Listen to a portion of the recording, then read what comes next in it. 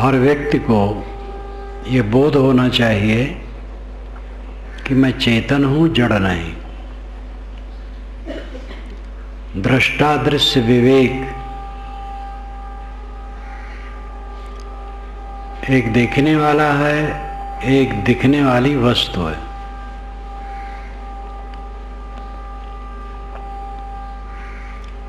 भौतिकवादी कहते हैं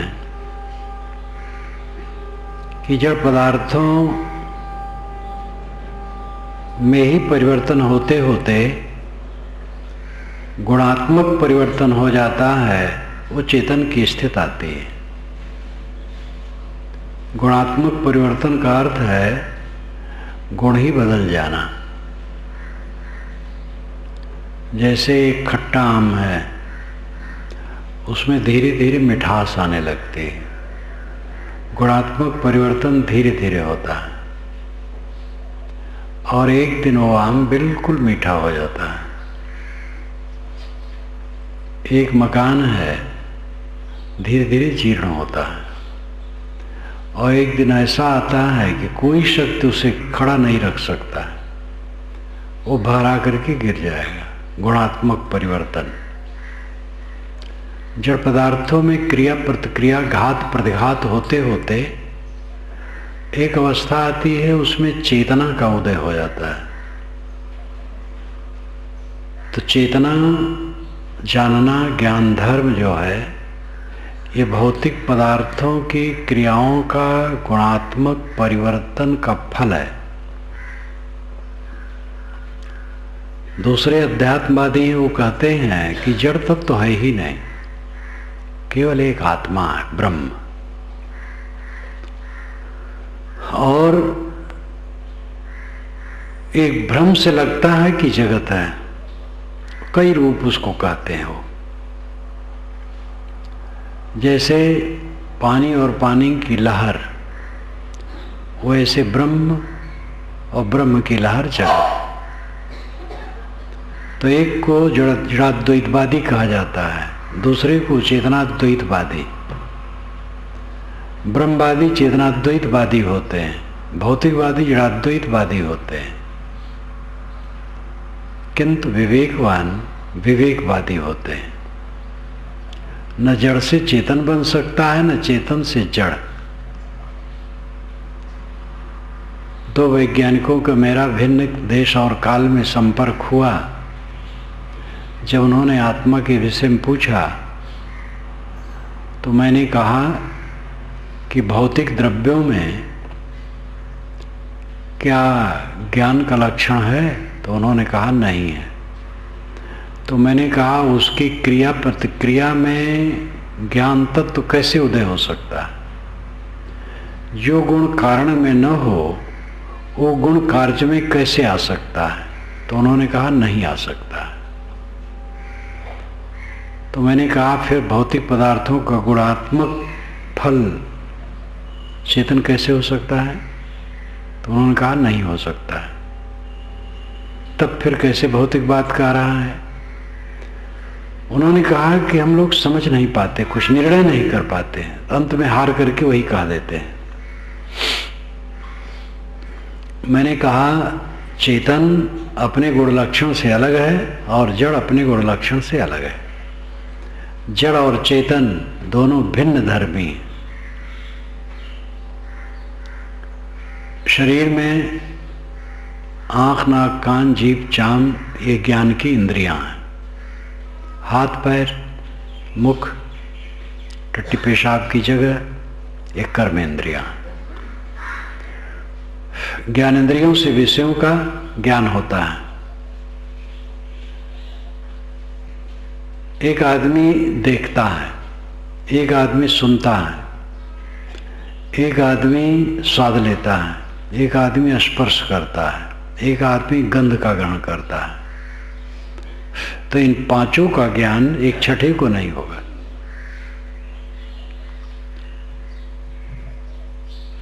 लेकिन इस शरीर में आंख से जो देखा जाता है, कान से जो सुना जाता है, नाक से जो सूंघा जाता है, चाम से जो छुआ जाता है, जीभ से जो चखा जाता है, ये सब का ज्ञान एक को होता है।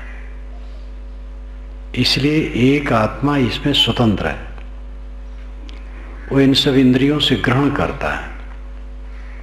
इंद्रियां स्वतंत्र नहीं हैं। जो मौन धारण कर लेते हैं, जीवन भर के लिए मौन धारण कर लेते हैं या 12 वर्षों तक धारण कर लेते हैं, उनकी जबान बोल नहीं सकती। खड़ेश्वरी हो जाते हैं, वो खड़े रहते हैं 10-10, 12-12 वर्ष तक खड़े रहते हैं। खड़े खड़े सोते हैं, खड़े खड़े खाते हैं, खड़े खड़े टट्टी करते हैं। खड़े खड़े कैसे सोते हैं? और एक लकड़ी का पीढ़ा रखते हैं, दोनों तरफ रस्सी। तो जब सोना होता है तो ऊपर किसी लकड़ी में रस्सी को बांध लेते हैं और उसी पीढ़े पर सीना टिका करके सो जाते हैं। खड़े खड़े टट्टी कर लेते हैं, खड़े खड़े धो लेते हैं, खड़े खड़े नहा लेते हैं, खड़े खड़े खा लेते हैं। किसी ऊंची जगह पर थाली रख करके उसे भोजन लेके खा लेते हैं अथवा हाथ में लेके खा लेते हैं। पंचग्नि भी उसमें तापते हैं। अयोध्या के पास मेरा एक कार्यक्रम था तो उसमें एक खड़ेश्वरी आए जो पंचग्नि तापते थे। पंचाग्नि, ज्येष्ठ का महीना था। स्नान किए तो मेरे निवास के पास में ही थोड़ी दूर पर आग मंगाए। चारों तरफ उन्होंने आग थोड़ी थोड़ी रखी है, बीच में खड़े होकर के गीले कपड़े से शरीर ढक करके जप करते थे। तो जिसके यहाँ कार्यक्रम था उन्होंने मेरे लिए कहा कि उनसे मिलो। बोलते भी नहीं थे। तो दूसरे टाइम मेरे पास मिलने आए। उनकी उम्र ज़्यादा थी, मेरी कम थी, बहुत दिन की बात है। तो मैं सोचा ये खड़े रहे, मैं बैठा रहूं खाट पर, यह शोभा नहीं देता। तो उनको लेकर के मैं एकांत में चला गया। तो स्लेट एक रखे थे, उस पर लिख देते थे अपनी बातों को व्यक्त करने के लिए। तंबाकू खाते थे। मैंने कहा आप इतना कष्ट सहते हैं, इतने दिन हो गए, 10-11 बरस हो गए होंगे खड़े, पैर फूल गया था, रात मवाद बहा करता था, इतना कष्ट सह लेते हैं, तंबाकू नहीं छोड़ पाते हैं। उन्होंने लिखा कि आदत हो गई। उनकी आदत को नहीं छोड़ सकते। क्यों मौन है और क्यों खड़े रहते हैं? मौन रहना तो कोई बात नहीं, खड़े क्यों रहते हैं? कि भगवान के दर्शन के लिए। हम के कब तक खड़े रहेंगे? कि 15 बरस तक। फिर उन्होंने कहा कि कोई भंडारा कर दे 15 साधुओं का तो मैं बैठ जाऊं। मैंने कहा मैं कर दूंगा। लेकिन अंत में वो शायद उनको भय हुआ होगा, बीच में छोड़ दूंगा तो भगवान नाखुश हो जाएगा। मैंने पूछा आप कौन हैं, जानते हैं? उन्होंने लिखा नहीं जानता। बुनियादी बात भी नहीं जानते हैं, मैं कौन हूं।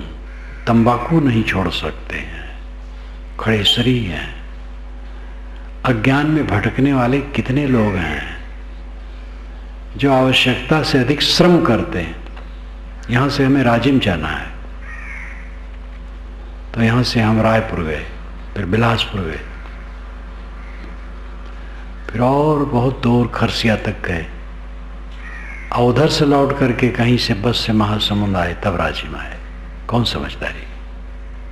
राजिम 1 किलोमीटर यही, इतना चक्कर सैकड़ों किलोमीटर काटने की क्या आवश्यकता है? बोध नहीं है, इसलिए लोग भटक रहे हैं। तो मैं कह रहा था कि वो खड़े रहते थे, उनके पैर बैठ नहीं सकते थे। जीव स्वतंत्र है, अपने मन इंद्रियों को चालित करने में स्वतंत्र है। जीव बुनियादी शब्द है। सदगुरु कबीर बुनियादी शब्दों पर ज्यादा ध्यान देते हैं और मनुष्य ज्यादा कहते, मानुष हो के नाम हुआ। जो मनुष्य हुआ वो अमर हो गया। मनुष्य का मतलब ही विवेकी हो जाना। मननात् मनुष्य, इस संस्कृत के पंडितों ने भी कहा, मननात् मनन करने के कारण ये प्राणी मनुष्य है। मनुष्य मननशील है, अन्य जानवर मननशील नहीं है। याद तो उनको हो जाती है, पक्षी को अपने घोंसले की याद, कीड़ों को अपने बिल की याद, गाय भैंस को अपने खूंटे की याद हो जाती, वहां आके खड़े हो जाते हैं। दूर दूर से चारा ला करके पक्षी अपने बच्चे को खिलाते हैं, चूजे को। तो ज्ञान तो है, समझ तो है काम भर का, लेकिन मनन नहीं, विवेक नहीं। विवेक केवल मनुष्य शरीर में है। साहब कहते जो मनुष्य हुआ वो अमर हुआ।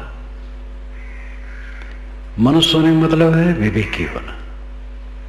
बुनियादी शब्द मनुष्य है, ऐसे बुनियादी शब्द जीव है, अध्यात्म है, तब आत्मा, ब्रह्म, परमात्मा और शब्द हैं। लेकिन बात एक है, जीव, चेतन, आत्मा, ब्रह्म, परमात्मा एक ही बात है। जीव से अलग कहीं कोई ब्रह्म परमात्मा नहीं है, कभी मिलने वाला नहीं है। ब्रह्म में सारा संसार भटक रहा है। अपने को पहचानो, आप देह नहीं हो, आत्मा हो, चेतन हो। चेतन जड़ से नहीं बन सकता है और जड़ चेतन से नहीं बन सकता है। दोनों भिन्न धर्मी तत्व हैं। एक दृष्टा है, एक दृश्य है, एक भोग्य है, एक भोक्ता है। दाल रोटी को साग भात नहीं खाते हैं, न पीढ़ा और लोटा और गिलास खाते हैं। मनुष्य खाता है, ये चैतन्य है, भोक्ता। चेतन भोक्ता है, जड़ भोग्य। चेतन मैं हूं और विलक्षण होने से मैं नित्य हूं। घड़ा मिट्टी से विलक्षण नहीं है, इसलिए घड़ा मिट्टी का कार्य है। बुदबुदा पानी से विलक्षण नहीं, इसलिए बुदबुदा पानी का कार्य है। चिंगारी आग से विलक्षण नहीं है, इसलिए उसका वो कार्य है। आत्मा भौतिक द्रव्यों से एकदम विलक्षण है। मिट्टी, पानी, आग, हवा कहें, ऑक्सीजन, हाइड्रोजन, नाइट्रोजन कहें, उनसे सर्वथा विलक्षण है, इसलिए स्वतंत्र है। जो स्वतंत्र है वो नित्य है। अपनी नित्यता का आभास इस जीवन में आप कर सकते हैं। आप आज ही नहीं, कल भी थे, परसों भी थे, 10 वर्ष पूर्व भी थे। कोई 100 वर्ष का आदमी है तो अनुभव कर सकता है, मैं 95 वर्ष पूर्व भी था। 4-5 वर्ष की उम्र की बात, 5 वर्ष की उम्र की बात कोई याद हो जाती है। तो भौतिक तो मानता है, भौतिक विज्ञान कि 7 वर्ष में शरीर के सारे कण बदल जाते हैं। अगर मैं कणों का स्वरूप होता तो 7 वर्ष के पहले की बातें याद न होती। मैं कणों का स्वरूप नहीं हूं, मैं कोई संमोहित और ग्रथित वस्तु नहीं हूं। मैं निर्वैव, अखंड, शुद्ध बुद्ध हूं, चेतन हूं, आत्मा हूं। और शरीर के न रहने पर भी मैं रहूंगा। शरीर तो बीच में आया है और बीच में चला जाएगा। आत्मा नित्य है और देह से भिन्न है। 5 कोश का विवरण दिया जाता है, अन्न में, प्राण में, मनो में, विज्ञान में, आनंद में। अन्न से पैदा हुआ, अन्न से सुरक्षित, अन्न न लेने से समाप्त हो जाने वाला यह स्थूल शरीर अन्नमय कोश है। इसके अंदर में हवा का अंश पूरे शरीर में व्याप्त है।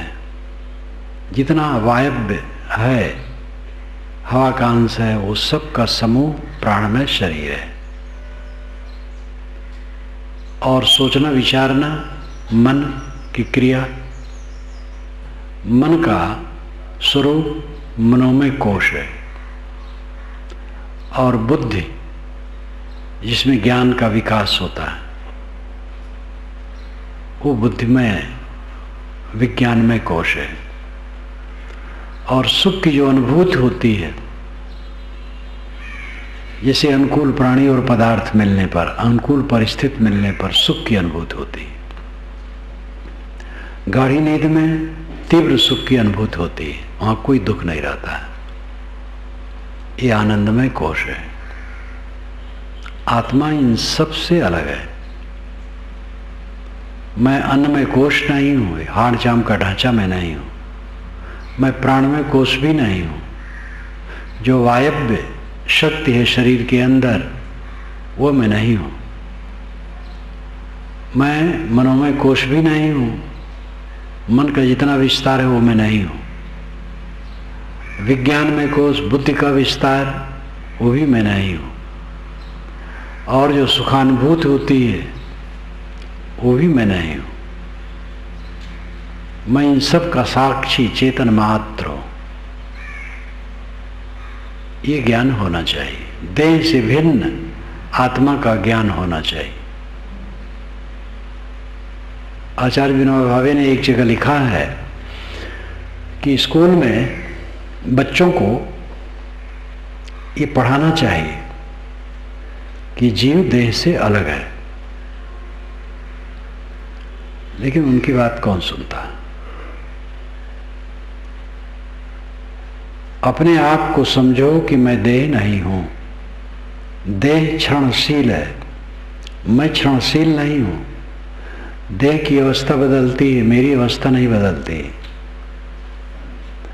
देह घृणित है, मैं घृणित नहीं हूं। देह अनात्मा है, मैं आत्मा हूं। देह अनित्य है, मैं नित्य हूं। देह दुखपूर्ण है, मैं दुखपूर्ण नहीं हूं। देह अशुचि है, मैं पवित्र हूं। मैं देह से अतीत हूं, देह से भिन्न हूं।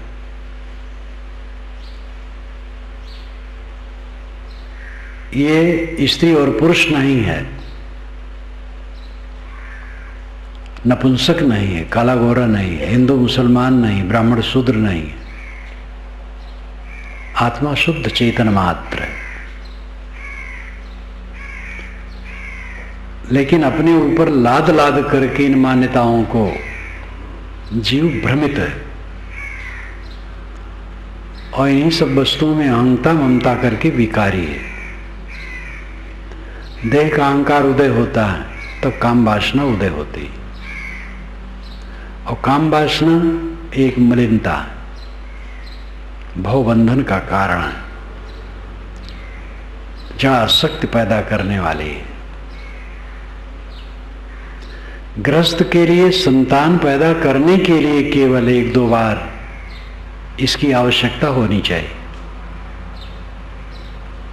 जानवरों में अधिकतम जानवर गर्भाधान के लिए नरमादा संयोग करते हैं। कुछ जानवर लंपट होते हैं और अधिकतम जानवर केवल गर्भाधान के लिए संयोग करते हैं। एक गाय का गर्भ हो जाएगा, बस वो सांड के पास कभी नहीं जाएगी। ऐसे भैंस, ऐसे अन्य कई जानवर हैं। तो 1-2 बार गर्भाधान के लिए नर नारी का संयोग बहुत है। रोज रोज उसमें अपने को डाल करके गलाना, मूर्ख बनना, क्या फायदा। एक आदत, गंदी आदत, उत्तेजना। उत्तेजना में लगता आनंद है। कौन सा आनंद है? तुरंत ही पछतावा, मलिनता, या अध्यास, पुष्ट होना, चित्त खींचना, तृष्णा के अधीन होकर के फिर भटकना, बारंबार मलिनता में पड़ते रहना। कौन सी समझदारी? जिसे शांत प्रिय है, स्वरूप स्थित प्रिय है, आत्म शांत प्रिय है, ब्रह्मानंद, आत्मानंद, निर्वाण सुख, मोक्ष सुख, इस जीवन में रह करके स्वरूप स्थित सुख जो चाहते हैं, उनको काम वासना से अपने को बचाना चाहिए। देहाभिमान उदय होने पर काम वासना उदय होती है। देहाभिमान दूर हो जाने पर काम वासना दूर हो जाएगी। अबोध राग उत्पत्ति कर्म, बोध विराग से नाश। अबोध और राग से कर्म की उत्पत्ति होती है। अबोध अपने स्वरूप का भान न होना, अपने को देह मान लेना, और राग विषयों में मोह करना। यहीं से कर्मों की उत्पत्ति होती है। कर्मों की उत्पत्ति का अर्थ है रागात्मक प्रवाह चित्त में चलना, फिर रागात्मक चर्चा करना, रागात्मक क्रिया करना। मूल है रागात्मक प्रवाह चित्त का। चित्त में रागात्मक प्रवाह, शब्द स्पर्श रूप रसगंध, पांचों विषयों के लिए रागात्मक प्रवाह चित्त में जो चलता है, यही कर्मों की उत्पत्ति है। ये प्रबल हो जाता है तो वाणी से भी रागात्मक बातें निकलती हैं और इंद्रियों से क्रियाएं होती हैं। बस इसी में जीव बंधता है। रागात्मक प्रवाह जब घटने लगता है, कर्म बंधन घटने लगते हैं। रागात्मक प्रवाह एकदम खत्म हो जाता है, बस कल्याण है। देह में अहंकार करने से सारे विकार उदय होते हैं। देह आपका स्वरूप नहीं है, औपाधिक है। औपाधिक मतलब संबंधित। उपाधि कहते हैं छद्मवेश को, नकलीपन को, संबंध को। संबंध जितना है सब नकली है, जुड़ा है, नकली है, टूट जाएगा। शरीर औपाधिक है, उपाधि संबंधी है, जुड़ा हुआ है, बस मेरा स्वरूप नहीं है। मेरा स्वरूप तो शुद्ध चैतन्य है। अहम शुद्ध चैतन्य ज्ञान स्वरूपम। मैं शुद्ध चैतन्य हूं, ज्ञान स्वरूप हूं। इस भाव में जो साधक रहता है सदैव कृतार्थ ही है।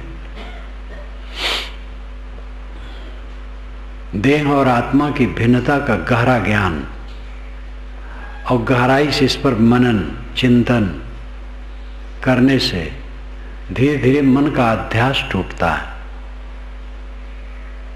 और परिपक्व साधक तो बैठे लेटे भी अपने मन को समेट लेता है। क्रिया करते समय संभव नहीं, जैसे चलते समय संभव नहीं, कोई काम करते समय संभव नहीं, लेकिन लेटा है बैठा है अपने मन को समेट लेता, कुछ नहीं सोचता, शांत। ये शक्ति आ जाती है। जब सब तरफ से चित्त अनासक्त हो जाता है तो ये शक्ति आ जाती है। ये शक्ति ही अध्यात्म की प्रबल शक्ति है। निर्विकल्प दशा में निवास, साक्षी भाव में रहना, ये भी मंगलकर है। बैठे हैं, मन को देखते हैं, सावधान, कोई गलत बात नहीं आने देते। चलते फिरते काम धंधा करते सावधान, कोई गलत बात नहीं आने देते। कोई गलत बात आए तुरंत खदेड़ देते हैं। ये साक्षी भाव। चित्त की पूरी निर्मलता कल्याण की अवस्था। नदी के दो तटों को जोड़ने वाला पुल होता है। पुल को तोड़ दिया जाए तो दोनों तट बिल्कुल अलग अलग। जड़ और चेतन, दृष्टा और दृश्य, इन दोनों को जोड़ने वाला चित्त होता है। चित्त को तोड़ देने से दृष्टा अपने आप शेष रह जाता है। जब दृष्टा दृश्य को देखता है और अपने की याद नहीं रहता है तो वो दृश्यमय होता है।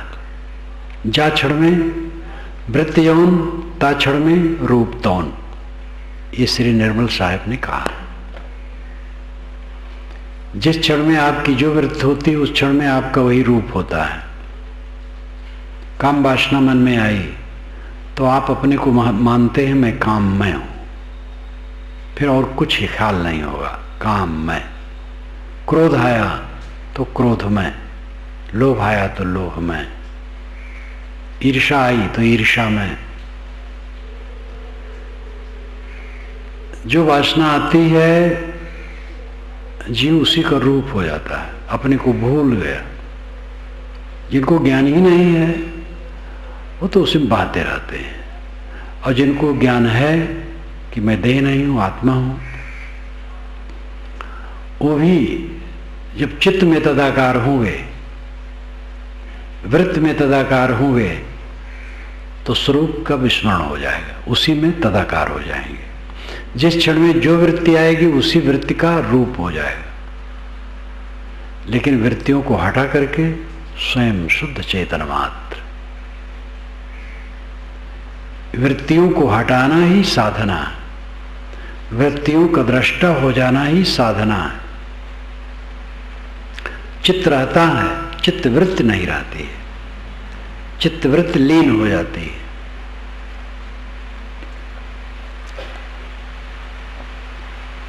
चित्त और चित्तवृत्ति में क्या फर्क है? जैसे पानी और तरंग,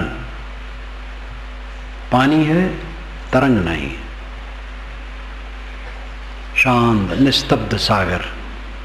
चित्त है लेकिन तरंग नहीं है, वृत्ति नहीं है, वृत्त शांत है। इसीलिए योगश्चित्त वृत्ति निरोधक कहा गया है योग दर्शन में। योग क्या है? चित्त वृत्ति का निरोध। योग, समाधि, ध्यान, कल्याण अवस्था क्या है? चित्त वृत्ति का निरोध। निरोध नाम रोक देना, वृत्ति का उदय न होना, वृत्त शांत हो जाना, ये चित्त वृत्ति का निरोध है। जा क्षण में वृत्त यौन, ता क्षण में रूप तौन।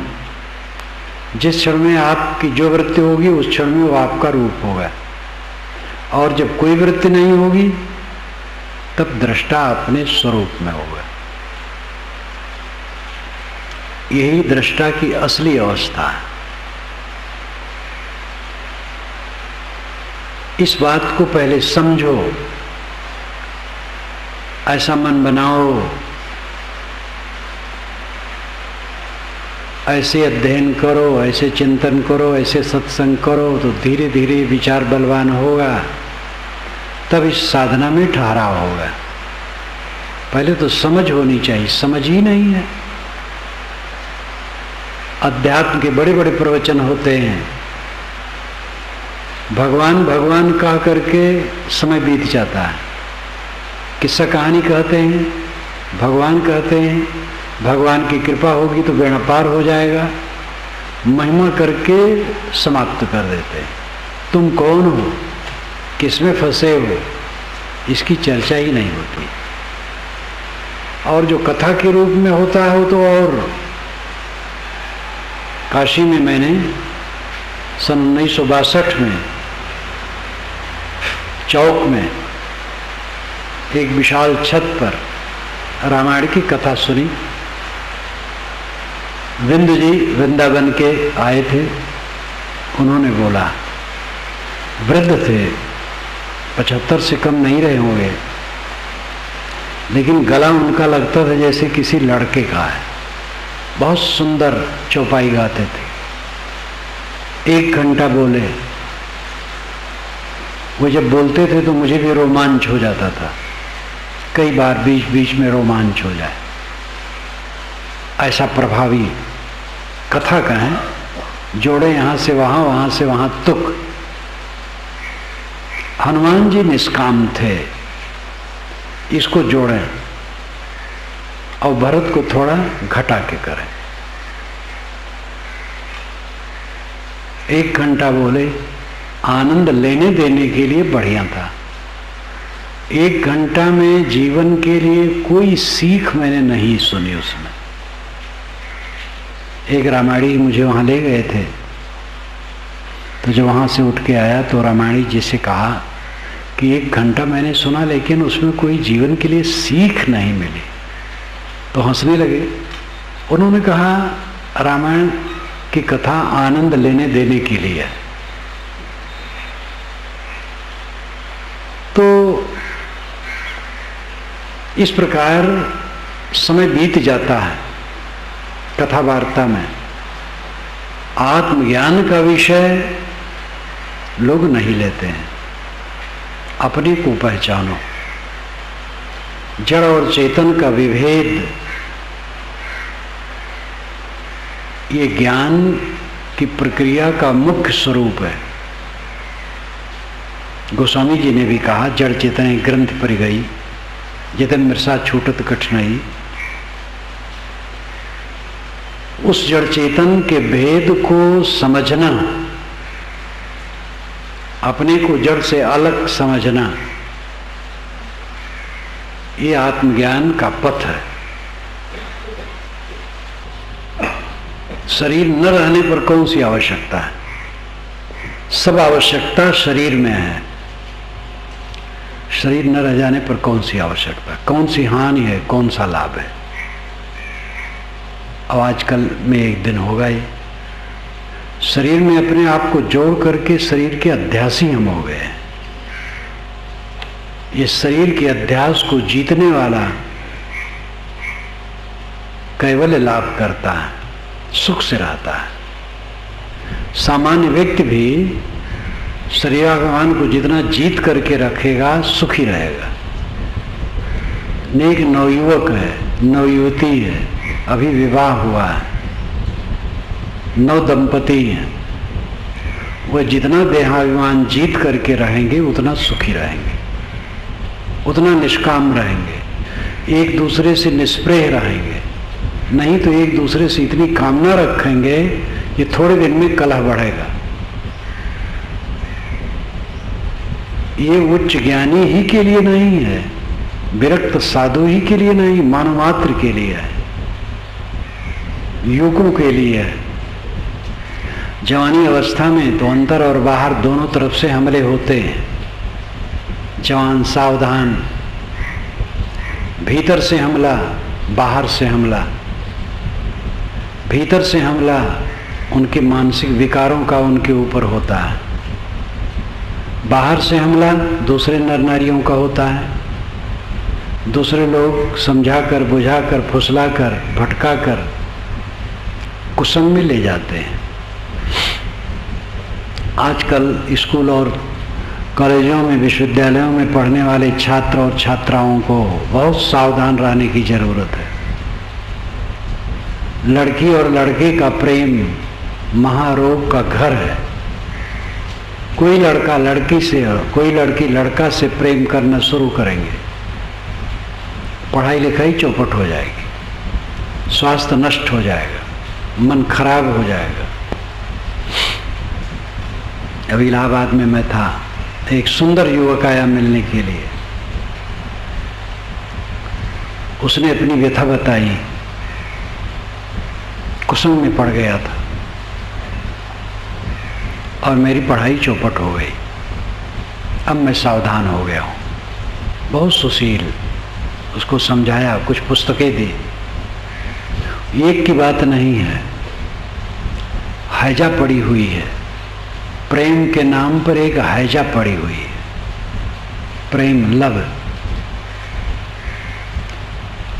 जो बच्चे हैं मुझसे मिलने आते हैं पढ़ने वाले, मैं उनको यही कहता हूँ कि किसी लड़की से प्रेम न करना, और लड़कियों को कहता हूँ किसी लड़के से प्रेम न करना।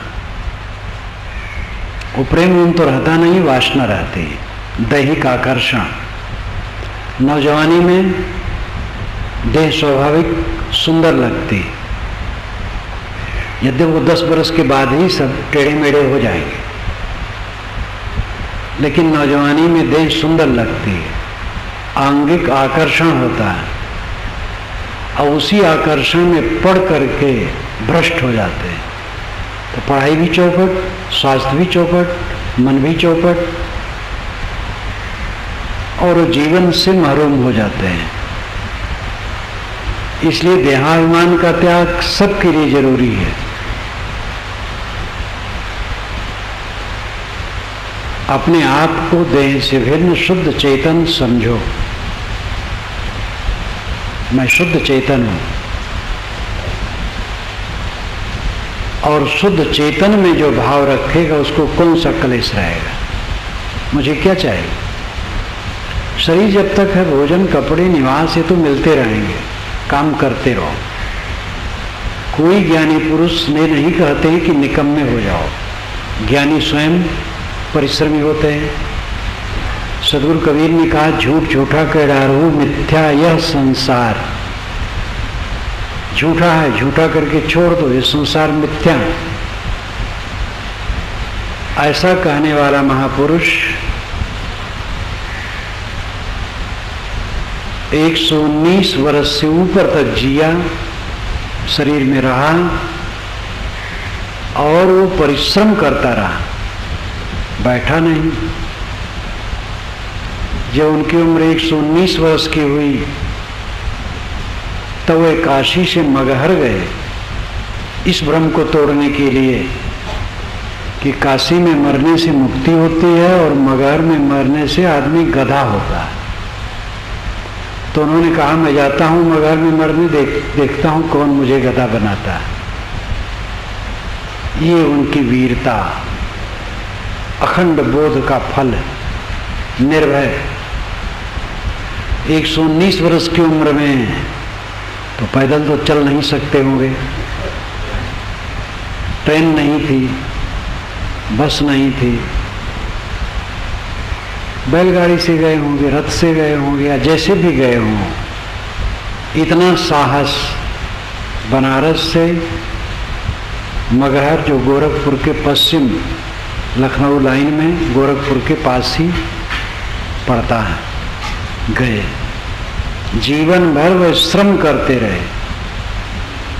कोई ज्ञानी बैठा नहीं रहा। कोई ज्ञानी बैठ भी गया हो, उसका बैठना भी इतना तेज चलना है कि उससे बहुत लोग प्रेरित होते हैं। कोई ज्ञानी हो न बोलता हो, एक जगह चुपचाप पड़ा रहता हो, बहुत प्रेरणा सबको मिलेगी। लेकिन प्रायः ज्ञानी श्रम करते हैं। तो निकम्मा हो जाना तो कोई ज्ञानी नहीं कहता। कबीर साहब ने तो कर्म करो की एक वाहिनी ही तैयार की, सेना ही तैयार की। वह स्वयं कपड़ा बुनते रहे।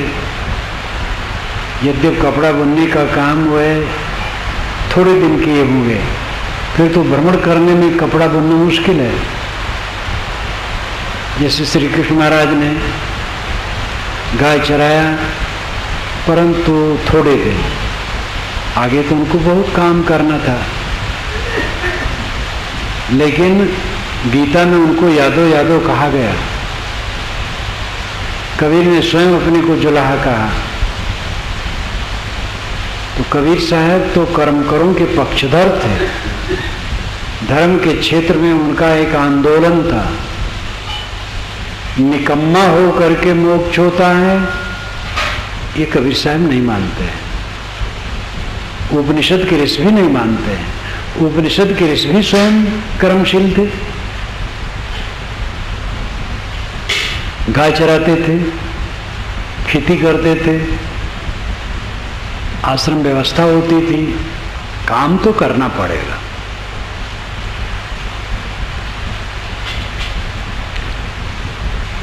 काम करो, गुजर बसर होगा। खास काम करो अपने को छुड़ाने के लिए, भव बंधनों से अपने को छुड़ाने का काम करो।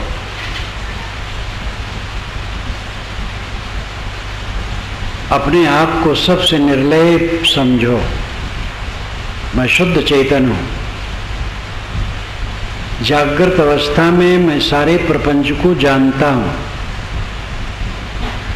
स्वप्न में भी प्रपंच के प्रतिबिंब रहते हैं, वहां प्रपंच नहीं रहता, लेकिन प्रतिबिंब रहता है। प्रपंच है ये दुनिया, संसार विस्तार, और इन प्रपंचों का प्रतिबिंब स्वप्न में रहता है। उसको भी मैं जानता हूं। गाढ़ी नींद में सब लीन हो जाता है। क्योंकि चित्त लीन हो गया तो संसार का संबंध कट गया। लेकिन वहां की स्थिरता का सुख मैं जानता हूं, इसलिए जाग करके कहता हूं सुख से सोया। जो जागृत अवस्था में ज्ञाता है, स्वप्न अवस्था में ज्ञाता है और सुसुप्ति अवस्था का भी ज्ञाता है। मैं कुछ नहीं जाना, ये एक बोध है। तीनों अवस्थाओं में जो बोधा है, दृष्टा है, साक्षी है, आत्मा है, वो आप है। इस पर बारंबार चिंतन मनन करें।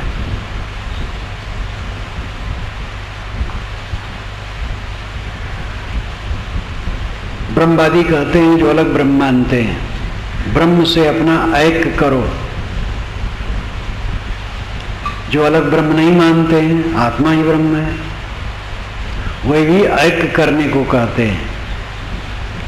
ऐक्य करना नहीं है, एक है। एक और ऐक्य में फर्क है। एक नाम अकेला।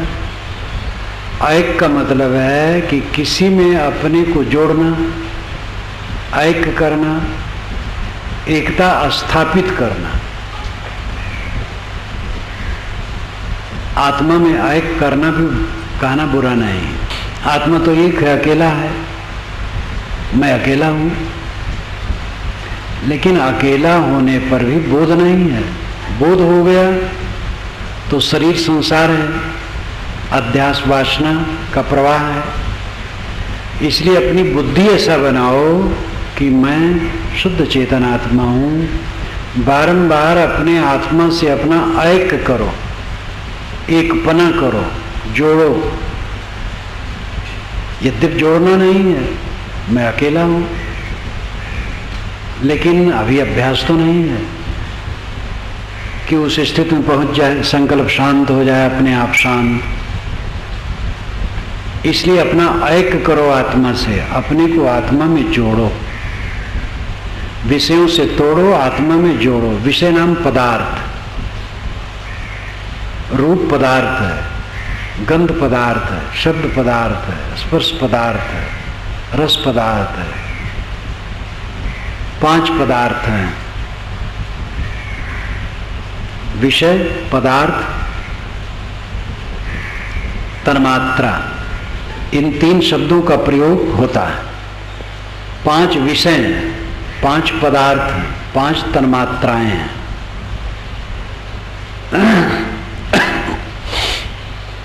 शब्द, स्पर्श, रूप, रसगंध, इनको पदार्थ कहते हैं, तन्मात्रा कहते हैं और विषय कहते हैं। और विषय जीव है। विषयी का अर्थ होता है भोग लंपट, किंतु विषयी शब्द का शुद्ध अर्थ होता है विषय का ज्ञाता। जीव विषयी है, विषय का ज्ञाता है, विषय नहीं है। उसका विषय होना औपाधिक है, संबंधित है, स्वतः नहीं है। स्वतः जीव में विषय नहीं है, इसलिए वो विषय नहीं है। संबंध से विषयी है, यानी विषय का दृष्टा है, विषय का जानने वाला है, विषय का ग्रहण करने वाला है। विषयी विषय एक नहीं होते हैं। जैसे दृष्टा और दृश्य एक नहीं होते हैं, वैसे विषयी विषय एक नहीं होते हैं। विषय अलग है, विषयी अलग है। विषय जड़ पदार्थ है और विषयी चेतन है, जो विषय को जानता है और विषय को ग्रहण करता है। विषय को जाने, ग्रहण न करे, यही मोक्ष है। जानना तो होगा। आंखें खुली हैं, रूप को देखेंगे, गंध नाक में आएगी, जब कुछ खाएंगे तो रस का अनुभव होगा और समय से शरीर को धोते हैं, स्पर्श होगा। कोई आवाज कान में पड़ेगी, शब्द का ज्ञान होगा, तो विषयों का ज्ञान तो होगा, लेकिन उससे तटस्थ रहे, उदासीन रहे, उसमें कहीं रागात्मक बुद्धि न हो। जो शुद्ध जीवन निर्वाह है वो काम करे। खाना पीना, सात्विक भोजन। सात्विक भोजन स्वास्थ्य के लिए सदैव हितकर है। प्राकृतिक भोजन, चीन हमारे देश से लगा हुआ देश है, पर्वत होने की वजह से बहुत दूर है और वैसे सीमा लगी हुई है। एक डॉक्टर साहब कहते थे, गए थे, उन्हीं से मैंने पुस्तक ले करके वो इंसान की डायरी लिखी थी, वहां से वो लाए थे। वो कहते थे साहब भोजन के समय होटल में हमें ले जाते थे सरकारी आदमी, होटल में कहीं घी, तेल, मसाला, मिर्चा कुछ भी छौंक बघार नहीं देखा। हर जगह उबली हुई सब्जी रखी रहे, मांसाहारी ले मांस, और उबली हुई सब्जी में पानी खूब, इसलिए पानी अलग से वो देते नहीं थे। उबली सब्जी खाए, पानी पिए।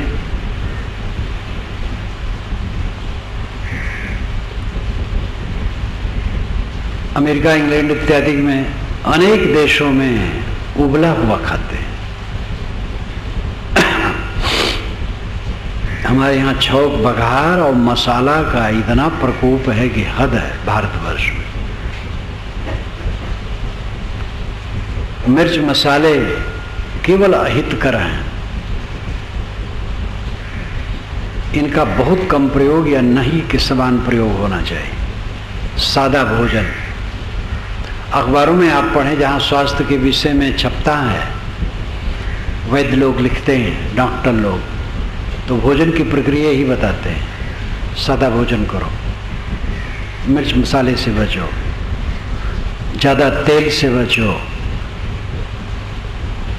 तेल खूब सब्जी में डाल करके खाना अनर्थ है। सात्विक भोजन करो, स्वाद की कल्पना न करो।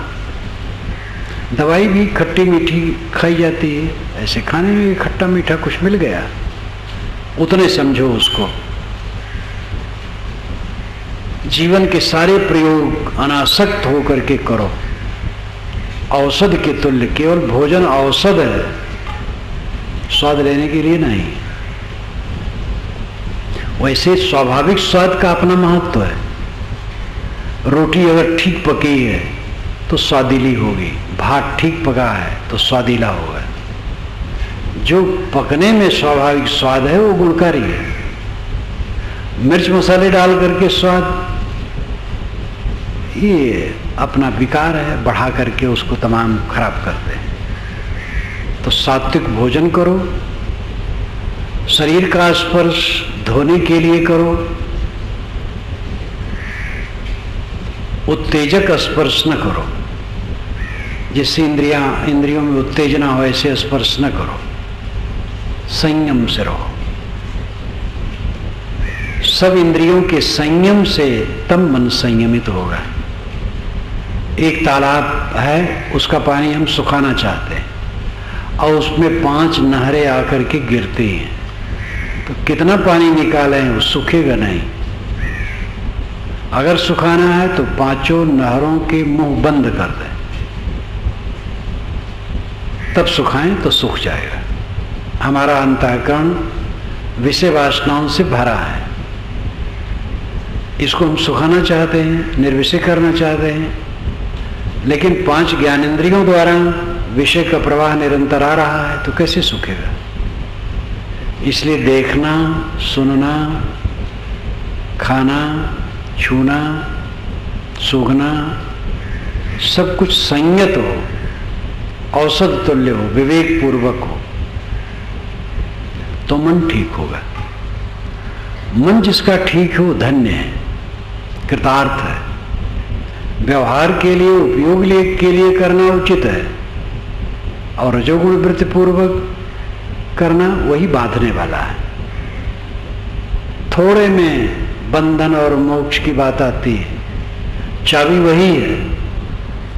ताला में एक तरफ जब वो घूमती है तो ताला बंद हो जाता है, दूसरी तरफ घूमती है तो खुल जाता है। इसी प्रकार मन, इंद्रियां, शरीर वही हैं। बोधपूर्वक जब इनका बर्ताव होता है तो ये सब कल्याण के तरफ हमें अग्रसर करते हैं, और ये सब जब विषयों की तरफ होते हैं तो बंधन की तरफ। ये जीवन का रहस्य है। अपने को देह नहीं, आत्मा समझो, शुद्ध चेतन समझो। जीवन का फल विषयों की तरफ भागना नहीं है, विषयों की तरफ से लौट करके अंतर्मुख होना है। गृहस्थ विरक्त सबके लिए जरूरी है। गृहस्थ भी सुख चाहते हैं। मैंने कहा केवल संतान के लिए एक दो बार उसमें उतारना ठीक है, और उसमें पच पच करके नरक के सिवा क्या है? इस पर सोचो, मनन करो, संयमी बनो। विरक्त को तो उसको पूर्ण रूप से साधना ही है, गृहस्थ को भी साधना है। सबको अनपायनी सुख प्रिय है। अनपायनी सुख, अच्छे सुख, अनंत सुख वो आत्मनिग्रह और आत्म संतोष में ही है।